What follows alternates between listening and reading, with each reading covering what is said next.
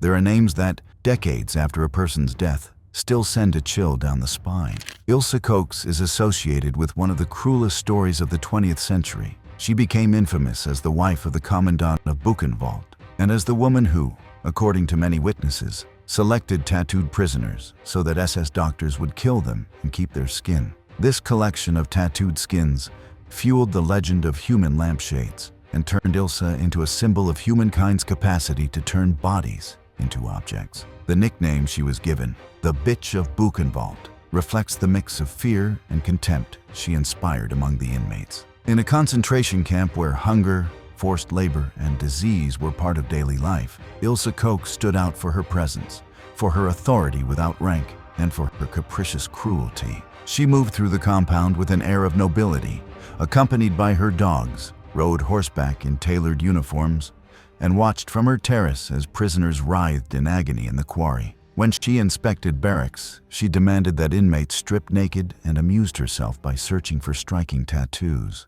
For many survivors, her fondness for human skin sums up the ideological perversion of the camps. Life was worth nothing except as raw material. But Ilse did not appear out of nowhere. She was born into a crisis-ridden imperial Germany, grew up amid the First World War and Weimar inflation, and found in the Nazi Party a promise of order and social advancement. Her life is inseparable from Germany's interwar history and from the repressive machinery the Nazis built. The liberation of Buchenwald by U.S. troops in April 1945 exposed to the world scenes of horror that fed Ilse's sinister fame. Armed soldiers and journalists roamed the barracks and discovered piles of emaciated corpses, still warm ovens, and hundreds of survivors on the brink of death. Citizens of Weimar were ordered to walk among the bodies so they could not deny what had happened. In one of the rooms, they found several pieces of tattooed skin, shrunken heads, and a lamp with a yellowish shade. Photographs of that table went around the world and became a symbol of Nazi sadism. Although the exact origin of the lamp remains a subject of debate, the scene cemented the idea that objects made from human skin were produced at Buchenwald. For those outside Germany, this detail summed up the regime's degree of dehumanization. Childhood and youth, the breeding ground of terror. Margareta Ilse Koch was born on September 22, 1906, in Dresden, then a prosperous city of the German Empire. Her father was a foreman at a construction company, and her mother ran the household. The family belonged to the disciplined working class that provided the empire with stability. They worked hard, respected authority, and had no access to political power. Ilse's childhood unfolded in neighborhoods of modest houses, with cobbled streets and parks where families strolled on Sundays. The education of German girls in the early 20th century focused on obedience, religion, and household tasks. At the local elementary school, she learned arithmetic, imperial history, and sewing. Unlike the daughters of the bourgeoisie, she had no expectation of attending university. Her likely destiny was to marry and raise children. The apparent stability shattered when the First World War broke out in 1914. Ilse was 8, and the city filled with soldiers, flags, and patriotic posters. Men marched to the front,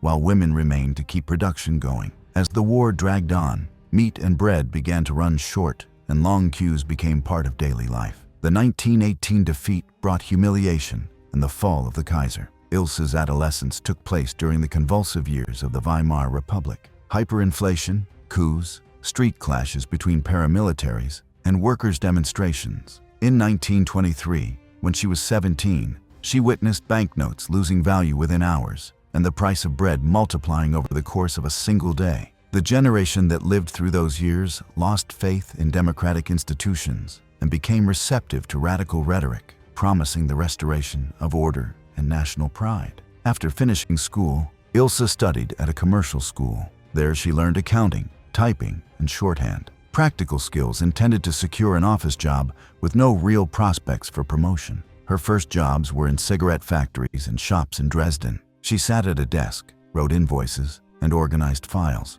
However, this routine work allowed her to observe hierarchies and understand the power of administration. Whoever controlled the paperwork controlled the rest. Many women of her generation remained in such positions for life. Ilse, by contrast, aspired to more. The Great Depression of 1929, triggered by the New York stock market crash, hit Germany especially hard. Unemployment soared, companies went bankrupt, and poverty became visible in the streets. In this context of desperation, populist and nationalist speeches gained ground. The National Socialist Party, until then a marginal movement, promised stability, jobs, and the recovery of German pride. Ilse listened to their rallies and read their leaflets with interest. In 1932, at the age of 26, she made a decision that would shape her life. She voluntarily joined the Nazi Party. She did not do so out of obligation or family pressure, but because she shared the vision of a strong state and felt drawn to the possibility of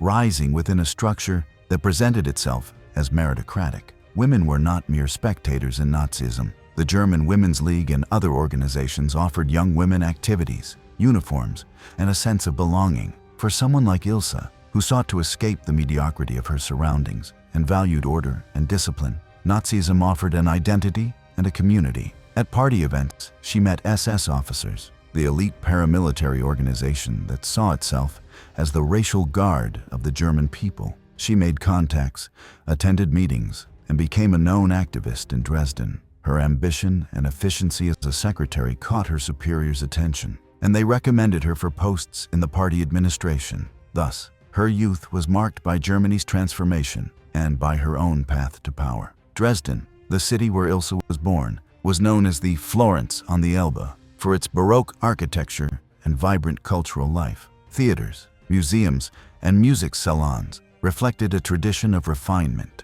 This atmosphere of artistic admiration coexisted with the fact that Ilse's family lived in a much more austere reality. The contrast between the visible opulence of the city center and the modesty of the working-class neighborhoods may have fueled her desire for social ascent. In her adolescence, Ilse watched elegant women stroll down Pragerstrasse while she tightened her belt to save for bread. These contrasts do not justify her future cruelty, but they help to understand the resentment and aspiration that fed her radicalization. Germany's early 20th century educational system was rigid and gender segregated. Boys were instructed in science, advanced mathematics, and physical education. Girls, by contrast, focused on religion, household tasks, and music. The aim was to form obedient wives and prolific mothers who would ensure the empire's demographic growth. The social expectation was that women would marry young and run the home. For Ilse, who showed skill with numbers and organization, this narrow horizon could be suffocating. The commercial courses she took opened another possibility, becoming an employee in businesses. However, at that time, few secretaries reached managerial posts. The political polarization of the post-war period was reflected in Dresden. Communist, social democratic, and nationalist groups competed to recruit adherents. The streets were a stage for clashes between gangs. Nationalist speeches appealed to wounded pride and to the idea that Germany had been betrayed. Conspiracy theories about a stab in the back found an echo in many families. Paramilitary associations also proliferated, such as the Freikorps, formed by veterans who rejected liberal democracy. In this environment, many young people sought strong identities that could provide order and meaning. Nazism offered that identity, with its pageantry, its marches, and its promise of restoration. For Ilse, who yearned for a higher purpose, political militancy became a way out. Although women's participation in politics remained secondary, the National Socialist Women's Organization created spaces where women could play an active role, whether in producing propaganda, in building Aryan families, or in running charitable institutions. These organizations provided uniforms, insignia, and a martial language that replaced the church's tutelage. Ilse's involvement in these activities reflected her desire to feel part of something transcendent. The racist and anti-Semitic ideology she embraced offered a simple narrative. Germany had been betrayed by internal enemies and needed to purify itself. She adopted that narrative with the conviction of someone seeking an explanation for the suffering of her youth. Political rise and marriage to Karl Otto.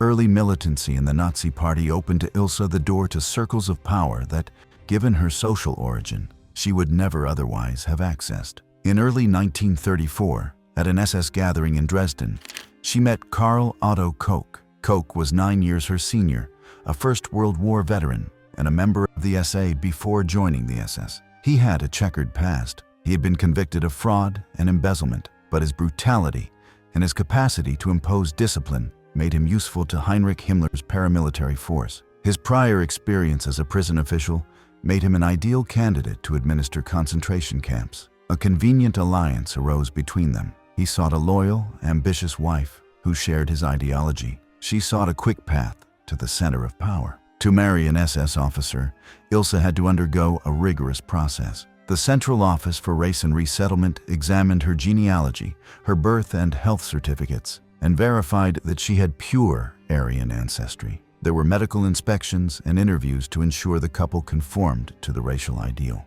After meeting all the requirements, they married in 1936 in a ceremony that blended traditional rituals and Nazi symbols. The wedding was a social event in Dresden and cemented the union of two ambitions: Karl Otto's, who was rising rapidly in the SS hierarchy, and Ilse's, who became the wife of a commandant. From that moment on, their fates became intertwined in the camp machinery. Shortly after the wedding, Karl Otto was appointed commandant of the Sachsenhausen concentration camp north of Berlin. Sachsenhausen was a model camp designed in 1936 that served as a school for future commandants. It had barracks arranged in a semicircle and a central tower that made it possible to watch all areas. Ilse and her husband moved there. Although she held no official rank in the SS, her position as the commandant's wife gave her informal authority.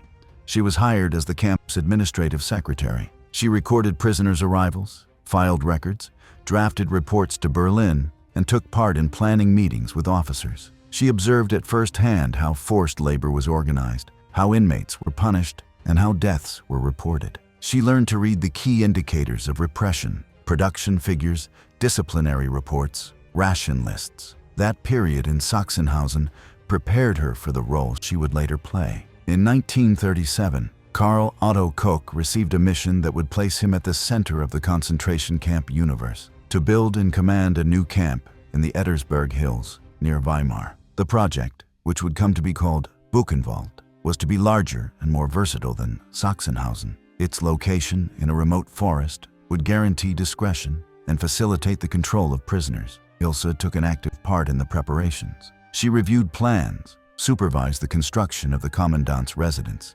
and suggested details that combined luxury and functionality. She insisted that the residents have a direct view of the camp so she could observe the prisoners' work from the comfort of home.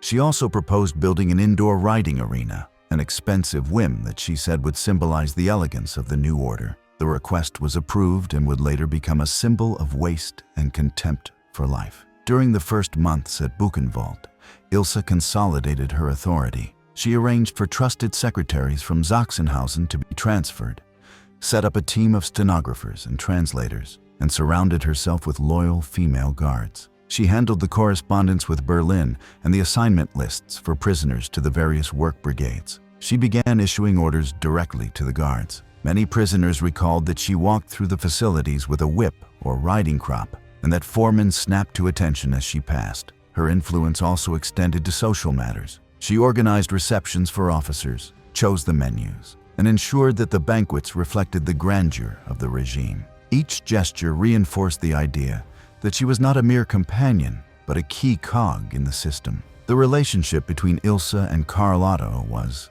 according to later testimony, both a professional partnership and a marriage. They shared ideology and ambition and complemented each other. He had the official rank and the power to sign orders. She handled the details, watched procedures be carried out, and saw to it that her husband maintained an image of efficiency before the authorities. The absence of a formal title allowed her to act with a certain impunity without being subject to the chain of command. In this chapter of her life, the person who would become the most feared figure at Buchenwald was forged. Karl Otto Koch had been born in 1897 in Darmstadt. After serving in the First World War as an artilleryman, he joined the Freikorps, paramilitary groups that repressed communist uprisings. In the 1920s, he worked as an accountant and insurance salesman, but was also arrested for embezzlement. His capacity for violence and willingness to obey orders earned him posts in the SA and later in the SS. For the Nazi leaders, people with criminal records were valuable if they showed loyalty. Koch rose thanks to his efficiency in imposing discipline and punishments. He had taken part in the administration of small camps, before being given command at Sachsenhausen. The SS marriage ritual was a political ceremony. The couple wore black uniforms, swore loyalty to the Führer and the Reich, and Himmler himself sent congratulations. The approval of the race office was based on an exhaustive investigation of ancestry back to 1750. Any non-Aryan forebear disqualified the applicant. They also required both to be healthy and fertile. For Ilse, passing these tests was a personal triumph. The ceremony reinforced her identity within the Black Order and marked the beginning of a life in which the barriers between the public and the private would blur. Although the official rank rested with Karl, Ilse took on training duties for the female guards. She is said to have given lessons on how to treat prisoners, a firm voice, brusque gestures, exemplary punishments. The angels of death, as some inmates called them, were young women who, under Ilse's tutelage, learned to humiliate and beat without compassion.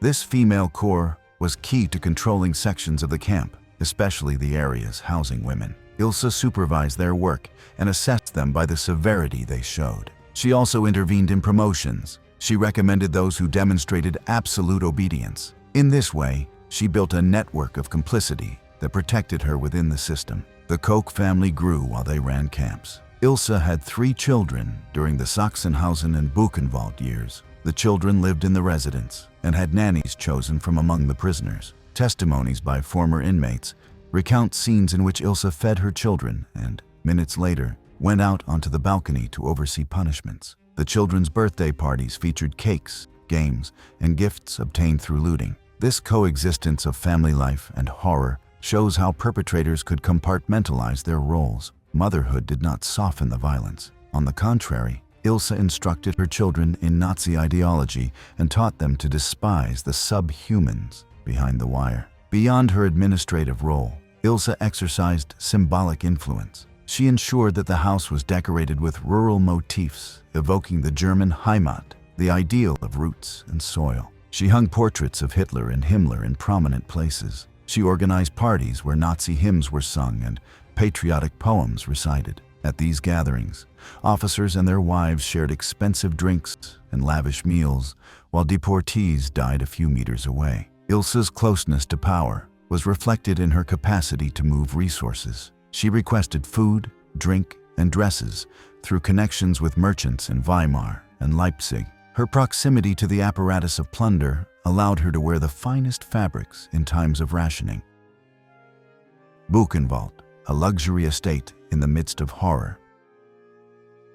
The Buchenwald concentration camp was officially inaugurated in July 1937. Located on the Addersberg Hill near the city of Weimar, it was designed to intern political opponents, Jews, Roma, homosexuals, Jehovah's Witnesses, and anyone the regime considered undesirable. Over its existence, more than 250,000 people passed through Buchenwald, and at least 56,000 are estimated to have died. It did not have gas chambers like Auschwitz, but the mix of forced labor, starvation, disease, torture, and summary executions turned it into a place of progressive extermination. The camp was surrounded by electrified barbed wire, watchtowers, and barracks arranged in rows. The days began with a bugle before dawn. After endless roll calls, inmates were sent to quarries, armaments factories, metal workshops, sawmills, or to clear the forest. At nightfall, exhausted, they returned to the barracks, where a bowl of watery soup and a piece of black bread awaited them. The makeup of the population was diverse. There were German communists detained since 1933, intellectuals and priests, Soviet prisoners of war captured in 1941, Jews deported from various countries, Roma from Central Europe, Christian dissidents, homosexuals, and common criminals. The SS fostered division among groups through a system of colored triangles sewn onto clothing: red for politicals, green for criminals, pink for homosexuals, violet for Jehovah's Witnesses, black for asocials, and yellow for Jews. Within each group, hierarchies of kapos were established, collaborating with the guards in exchange for privileges. This system fostered oppression among the prisoners themselves and eased the guards' work. Most prisoners slept in 3-tier bunks without mattresses, with lice-infested blankets, and suffered diseases such as typhus, dysentery, and tuberculosis. While inmates survived under extreme conditions, Ilse and Karl Otto Koch built a life of luxury. The commandant's residence, situated at one end of the camp yet with a direct view of the barracks, drew on traditional German architecture, steep roofs, dark wooden beams, and balconies with carved details. It was erected by slave labor. Prisoners hauled stones, dug foundations, and set roofs without proper equipment. Many died of exhaustion or from punishments inflicted by foremen. The interior was decorated with fine furniture, Persian rugs, Meissen porcelain, and confiscated works of art. The library had leather-bound volumes and padded leather armchairs. The residence had central heating, hot water, and large windows from which the camp could be surveyed. The villa also had a carefully tended garden. Prisoners skilled in horticulture were forced to keep hedges trimmed and flower beds symmetrical. There was a small artificial lake with ducks, a collection of rose bushes, and gravel paths. In contrast, ordinary prisoners could not even cultivate a patch of soil to plant a potato. In addition to the garden, the Kochs built a small zoo with deer, monkeys, and exotic birds. The couple's children walked among the animals while screams and blows could be heard a few meters away. Like other luxuries, the zoo was financed with money and objects confiscated from the deportees. One of the most notorious whims was the construction of an indoor riding arena. It cost around 250,000 Reichsmarks and was built while war was tearing Europe apart. The materials and labor came from plunder. Dozens of prisoners died during its construction, but the project went on without interruption. Ilse rode there every morning, dressed in white uniforms and polished boots. Her figure on horseback became a symbol of the contrast between luxury and misery. Prisoners working nearby recalled seeing her gallop while a guard forced their comrades to carry beams or dig ditches. The image of the lady of the house, impeccable on her horse while people collapsed from hunger, was seared into survivors' memories. The camp's internal economy was sustained by systematic looting. Every deportee was stripped of money, jewelry, watches, documents, and clothing. Some objects were sent to Berlin, others stored in the Effektenkammer, and others appropriated by officers. Ilse personally selected valuable pieces: silver tableware, cutlery, candlesticks, porcelain, jewelry, and quality clothing. She also chose tapestries and paintings to decorate her home. Part of the loot financed her whims, such as the riding arena, and part was deposited in bank accounts in Switzerland. Meanwhile, prisoners received rations of 350 grams of bread and dirty water. The inequality between her life and that of the deportees was extreme and deliberate. It aimed to demonstrate that power could appropriate everything, even the human body. Ilse's presence in the camp was constant. She walked through work areas with a whip and a shepherd dog. She demanded that prisoners remove their caps and lower their gaze. Any gesture deemed disrespectful could lead to a beating or death. Some survivors said she herself administered lashings and that she wore on her belt a rod with blades. There are also testimonies depicting her forcing prisoners to run until they collapsed, unleashing dogs on them or laughing when they fell. Others remember her watching punishments from her balcony, smoking cigarettes and drinking coffee. The convergence of cruelty and ostentation defined her image. A young woman with reddish hair who enjoyed extravagant luxury amid a sea of suffering. Prisoners assigned to domestic service experienced a different regime, chosen for their skill or perceived submissiveness. They worked as cooks, gardeners, butlers, and nannies. They slept in rooms beneath the house, windowless and damp. Their food was somewhat better than the rest, but their exposure to the lady's whims was greater. They had to address her as gnädige Frau, never look her directly in the eyes, and obey any order immediately. Among them was a French chef deported for his activity in the resistance, an Austrian butler who had served nobles, Italian gardeners skilled in topiary, and young German women forced to clean the house. Many witnessed opulent dinners during which executions were discussed while French wine was drunk. The mix of luxury, savagery, and bureaucracy turned the Koch's villa into a microcosm of totalitarianism. Buchenwald was not a single enclosure. It was the head of a network of subcamps spread across Thuringia and Saxony. These branches housed armaments, workshops, mines, and factories assigned to companies such as IG Farben, Siemens, and BMW. Thousands of prisoners were transported daily in trucks and open wagons to work long shifts without rest. The money companies paid for this slave labor went to SS coffers. Ilse knew of this system and sometimes traveled to some subcamps to inspect the female guards. Her presence generated panic among inmates because it was known that her visits implied punishments and selections. The climate on the Ettersberg was extreme. Winters were freezing, and it snowed frequently. Prisoners lacked adequate clothing, and many suffered frostbite. Summers were hot and without shade. The camp filled with dust and mosquitoes. Guards forced inmates to keep working in rain or blazing sun. This adverse climate compounded the malnutrition and further weakened the prisoners. SS doctors, rather than treating the sick, classified them to decide who was still fit for work and who should be sent to the quarries, from which few returned. The camp had a medical area where experiments were conducted. Under Doctors Dingschuler and Hoven, vaccines against typhus and yellow fever were tested. Prisoners were deliberately infected and then given serums to observe their reactions. Many died during these trials. There were also experiments with liquid phosphorus burns, freezing, and transplants. These practices were part of research projects authorized by the highest authorities. Ilse did not participate directly in the experiments, but she knew of their existence and maintained friendships with some of the physicians involved. The camp's internal organization allowed for a measure of resistance. German communist prisoners, experienced in clandestine organization, created secret committees that tried to protect the weakest, sabotage production, and obtain information from outside. As far as possible, they hid medicines and coordinated escapes. These committees made contact with U.S. forces as the front drew near and helped ensure the camp was handed over without a general massacre. Ilse and Karl Otto were aware of the resistance groups and responded with raids and targeted executions. The persecution of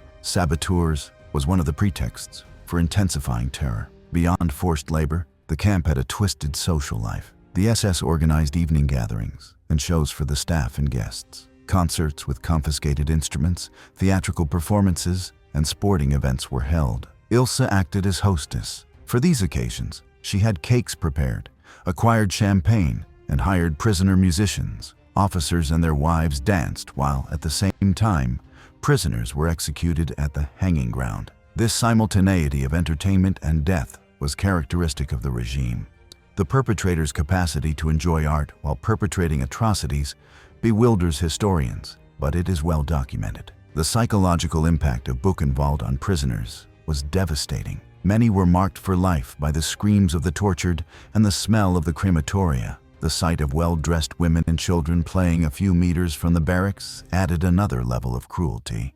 Some survivors said that the presence of the Koch family in their gardens and drawing rooms made their own existence more unbearable, because it showed that German society not only allowed but enjoyed the suffering of others. The stories in this chapter show how Buchenwald was both a center of extermination and a space for the display of power. Macabre obsessions, tattoos, and human skin. The most infamous part of Ilse Koch's story centers on her obsession with tattoos and human skin. Inmates at Buchenwald came from across the continent. Many were sailors, workers, or common prisoners who bore tattoos of anchors, hearts, portraits, political symbols, or phrases. During inspections, Ilse ordered prisoners to strip completely. She examined their bodies and stopped at those with extensive or brightly colored designs. At first, the selection of tattooed people was a whim, but it soon became procedure. She ordered the guards to report anyone with striking tattoos. Inmates knew that a tattoo could become a death sentence. The obsession was not based solely on her personal taste. It counted on the collaboration of SS doctors such as Erich Wagner and Waldemar Hoven. Wagner upheld pseudoscientific theories linking tattoos with racial degeneration and criminality. He claimed in his writings that ink under the skin was a sign of moral decomposition. These arguments, combined with Nazi racism, made it possible to justify the extraction of tattooed skin as research. Hoven, the camp's chief physician, had participated in the Action T4 euthanasia program and was an expert in killing with phenol injections. Together, they devised a protocol. The prisoner was selected, transferred to the hospital under the pretext of an examination, injected with a lethal dose into the heart, and the body sent to the anatomy room. There, coerced technicians cut out the tattooed areas carefully so as not to damage the design. After extraction, the skin was treated like leather. It was immersed in formalin to preserve it, washed in cold water, and impregnated with aluminum salts and tanning substances. It was then stretched on wooden frames to dry slowly. Once dry, it could be manipulated. Prisoners who had worked as bookbinders or craftsmen were forced to make objects from those pieces. Under the threat of death, they sewed with precision. Lampshades, book linings, wallets, billfolds, album covers, and gloves were made. Each piece had to present the tattoo in a recognizable way. Ilse received these objects as trophies and displayed them in cabinets. For her, human skin became a symbol of power and absolute dominion over another's life. The fame of human skin lamps size spread worldwide after the camp's liberation. In April 1945, U.S. troops forced the citizens of Weimar to tour Buchenwald and contemplate a table covered with pieces of tattooed skin, shrunken heads, and a lamp with a yellowish shade. The photos were published in newspapers and magazines and became evidence of the horror. During the Dachau trial in 1947, prosecutors showed those skins and lamps to judges and journalists. Many people believed that Ilse had human skin lamps manufactured in series. Later, some researchers concluded that not all shades found were made of human skin. Some were animal parchment. However, the existence of preserved human fragments leaves no doubt that people were killed in order to obtain their skin. The lampshade myth took hold because it illustrated dehumanization graphically and condensed brutality into an everyday object. For the prisoners, the threat was real. Rumors about the human skin collection circulated through the barracks. Some inmates tried to conceal their tattoos by scraping off skin or burning it with heated knives. Others dared to mutilate themselves to remove the design and thus avoid selection. Ilse's obsession generated an additional layer of terror in a place where each day was a struggle to survive. The capos also took part in the process. They reported who had tattoos and received favors in exchange. A chain was established in which one person's morbid curiosity merged with racial pseudoscience, and a power structure that viewed inmates as raw material. Theories linking tattoos with criminality were not new. In the 19th century, criminologist Cesare Lombroso argued that certain physical features and bodily marks indicated a predisposition to crime.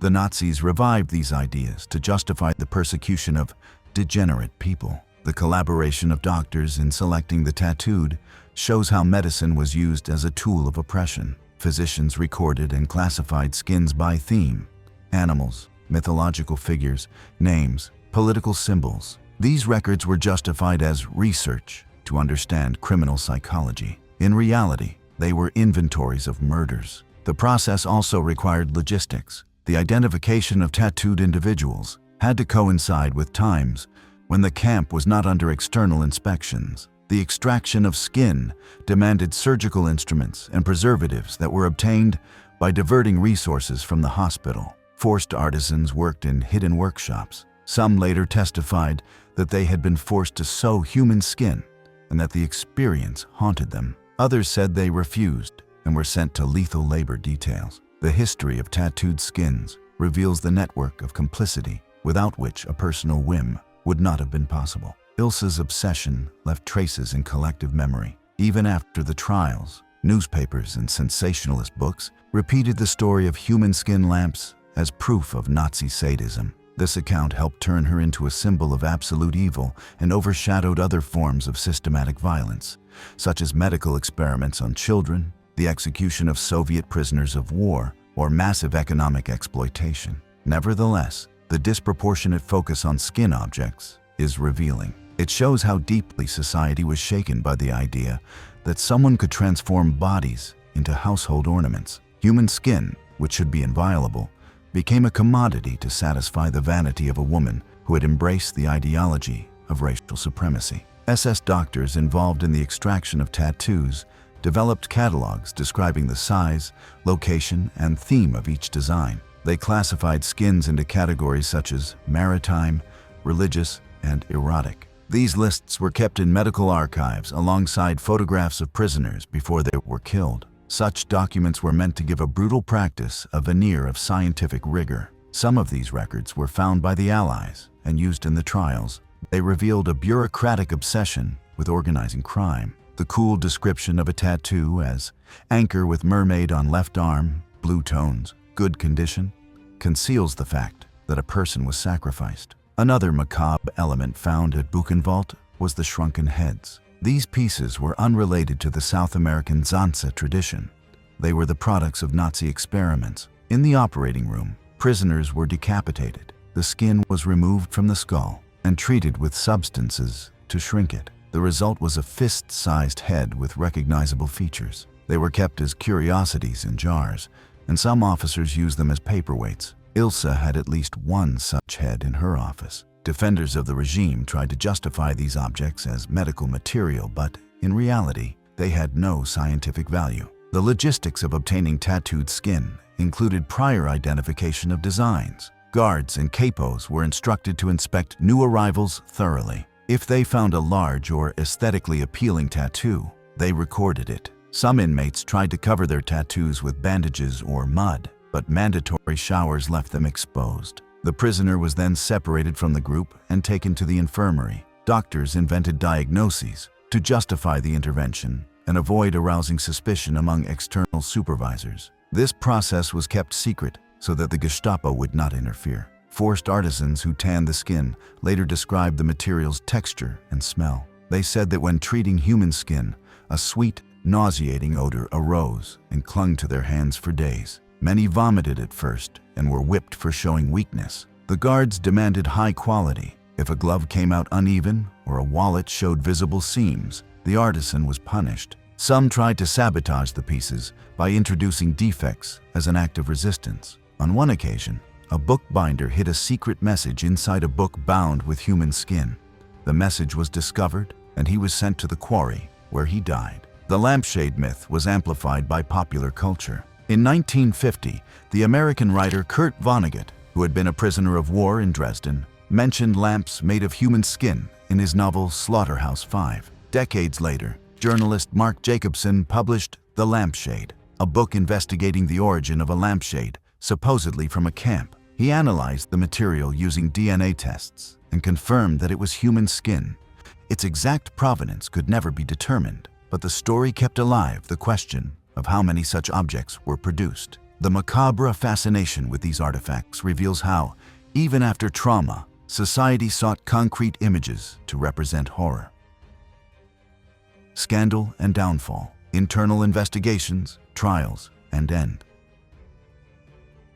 In 1941, when the machinery of genocide was in full operation, rumors about irregularities at Buchenwald surfaced within the SS hierarchy. General Josias Waldeck-Pyrmont, inspector of camps in Thuringia, received reports that focused not on brutality, which was normal within the system, but on corruption. Suspicion intensified after the deaths of two camp doctors, Walter Kramer and Karl Pai. Both had secretly treated Karl Otto Koch for syphilis, likely contracted in extramarital relations. To prevent them from revealing his disease, Koch had them executed under fabricated charges. This crime alarmed Waldeck, who ordered an investigation. The man tasked with investigating was Konrad Morgan, an SS judge appointed by Himmler to prosecute corruption within the camp system. Morgan traveled to Buchenwald, reviewed financial records, interrogated guards, and analyzed the commandant's bank accounts. He discovered that large sums of money and objects confiscated from prisoners were not reaching the Reich's coffers, but were being deposited into personal accounts. He also found evidence that Karl Otto had ordered executions without authorization. Ilse appeared in the investigation as a recipient of stolen goods and as a participant in selecting prisoners for personal vendettas. Morgan prepared an incriminating dossier, and in 1943, Waldeck ordered the Kochs' arrest. Karl Otto was removed from his post and imprisoned. The internal SS trial was held in Weimar in 1944. Karl Otto Koch was charged with embezzlement, premeditated murder, and abuse of authority. The charges were based on bank documents, lists of stolen goods, and testimony from subordinates. For Himmler, the problem was not cruelty, which in his ideology was a virtue, but stealing from the state and acting without permission. Koch was found guilty and sentenced to death. The sentence was carried out on April 5, 1945. An SS firing squad executed him in a secluded section of Buchenwald. His death occurred a few days before the Americans liberated the camp. Ilse, for her part, was imprisoned but released before trial because she held no official rank. The SS expelled her from her functions, banned her from entering camps, and sent her to live discreetly. She took advantage of the chaos at the end of the war to flee westward with her 3 children. In 1945, she settled in Ludwigsburg at her brother's house and presented herself as a war widow. She changed her name and said her husband had fallen at the front. However, a former Buchenwald prisoner working for the Americans recognized her. On June 30th, 1945, American soldiers arrested her. She did not resist, but demanded to know the charges. Her arrest made the news. The first major trial was held at the former Dachau camp in 1947. The so-called Buchenwald trial brought together 31 defendants. Ilse was the only woman. Prosecutors accused her of homicide, torture, and misappropriation of property on the principle that all camp personnel shared responsibility for the crimes committed. Photographs of tattooed skins and objects found in her house were presented. Witnesses testified that she had ordered beatings and executions. Ilse denied all accusations. She insisted she was a housewife with no power to decide and that she was unaware of the skin's origin. The defense argued that there was no law that punished a wife for her husband's actions and that the evidence was circumstantial. The military court, composed of American officers, found her guilty of crimes against humanity and sentenced her to life imprisonment on August 19, 1947. Since she was 7 months pregnant with her 4th child, conceived with a guard during her pre-trial detention, the death penalty was avoided. In October 1947, she gave birth to a boy named Uwe in prison. The child was taken from her and given to foster families. The sentence, however, generated controversy. In 1948, the American military governor of the occupation zone, Lucius D. Clay, reviewed the case. He considered that much of the evidence was testimonial and that there was no direct proof of her involvement in the murders. On September 14, 1948, he commuted the life sentence to a term of 4 years. The reduction of the sentence sparked outrage. Survivors' associations, Jewish organizations, and politicians from several countries protested what they considered an injustice. On October 17, 1949, the day she was to be released, authorities of the newly created Federal Republic of Germany arrested her again at the prison gates. She was transferred to German custody and charged with instigation to murder and war crimes. In the second trial, held in Augsburg between November 1950 and January 1951, 250 testimonies were heard. Documents were presented showing that Ilse had requested tattooed skins, lists of selected prisoners, and records of confiscated property that ended up in her house. On January 15, 1951, the court found her guilty of instigating the murder of 135 people, of systematic torture, and of crimes against humanity. She was again sentenced to life imprisonment without the possibility of reduction. Ilse served her sentence in the women's prison at Eichach in Bavaria. Over the years, she wrote letters claiming she was innocent and asking for clemency. Prison authorities recorded her behavior as erratic and paranoid. According to reports, she had visions of prisoners she had tortured and developed a fear of touching leather objects. In 1967, at the age of 60, she took her own life in her cell. She tied sheets and fastened them to a ceiling lamp, climbed onto a chair, and let herself drop. She left no farewell note. Her body was buried in an unmarked grave in the local cemetery. Her death closed a life marked by ambition, brutality, and dehumanization. Before her final arrest, Ilse tried to enlist help from former comrades. She wrote letters to acquaintances from the Nazi administration, but most were dead, imprisoned, or on the run. Some former officers despised her because they felt her behavior had tarnished the SS's image. Her decision to flee west and pretend to be a widow shows her awareness of guilt. Once detained, she adopted an attitude of haughty dignity. During interrogations, she spoke admiringly of her husband and avoided mentioning the camps. In the hearings, she appeared with her hair up and simple dresses.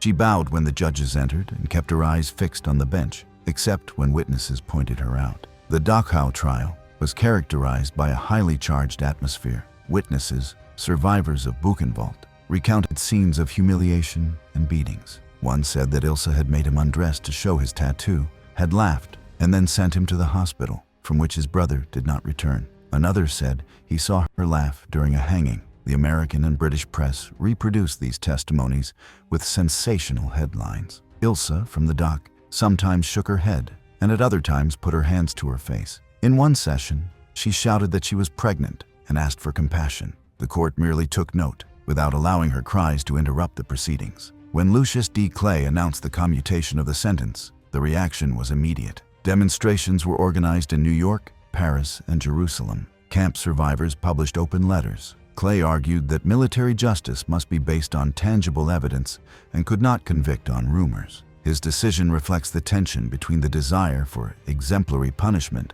and legal principles. For many, Clay underestimated Ilse's symbolic responsibility and allowed himself to be influenced by the image of a pregnant woman. This episode revealed differences between U.S. military law and public perceptions of guilt. In the second trial, the German court tried to be more thorough. Documents the first court had not had were compiled. Prosecutors showed that Ilse was not a mere housewife. She attended meetings, signed internal orders, and received daily reports. Witnesses included former guards who had worked with her and who, to reduce their own sentences, detailed her cruelty. There were descriptions of how she selected prisoners for dangerous labor and how she confiscated deportees' property for her personal use. Although some witnesses were motivated by self-interest, the accumulation of evidence painted a convincing portrait of her guilt. Ilse's life in prison was a mix of routine and psychological deterioration. During the early years, she worked in the laundry and in the kitchen. She did not talk to other inmates, many of whom were common criminals. She occasionally received visits from relatives, but her name was a burden. Her eldest son, Artwin, struggled to find work because of the stigma and took his own life in 1967. Her youngest son, Uwe, adopted a different surname and lived discreetly. Ilse requested pardons several times on mental health grounds, but they were always denied. Psychiatrists considered that she showed no remorse, only self-pity. As she approached her 6th decade, the nightmares intensified. Ilse said she heard prisoners' voices at night and saw shadows hanging from the lamp. She refused to participate in therapy sessions and, according to reports, broke plates and tore out clumps of hair during anxiety attacks. On September 1, 1967, shortly before dawn, guards found her lifeless body. Her death prompted brief newspaper items. For most, it was the epilogue to a dark chapter. Yet, on each anniversary of Buchenwald's liberation, her name reappears in debates about memory, guilt, and gender in the Holocaust. Her story remains an example of how cruelty can take root in seemingly ordinary people,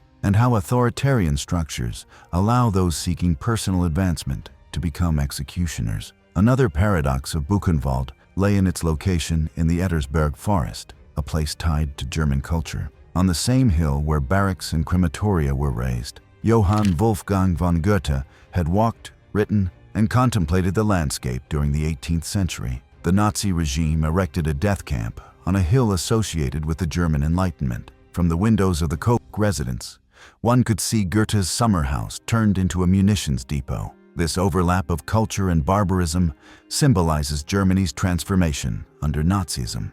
Some officers enjoyed poetry readings in the villa, while a few meters away, prisoners were tortured. Camp administration also included a meticulous registration system. Each prisoner was recorded with a number, origin, occupation, and state of health. The data were stored on metal cards kept in drawers. This control made it possible to assign specific labor to workshops according to skills. Ilse, who had worked as a secretary, appreciated the power of these lists. She personally supervised the transcription of names and numbers, aware that a change in a record could mean life or death. Documents found after the war show handwritten notes indicating changes of assignment, signed with her initials. This lethal bureaucracy contrasted with the apparent spontaneity of her acts of cruelty. After the Second World War, the Ilse Koch case became material for debates about women's culpability in totalitarian regimes. Some authors described her as an isolated monster, an aberrant exception in a system dominated by men.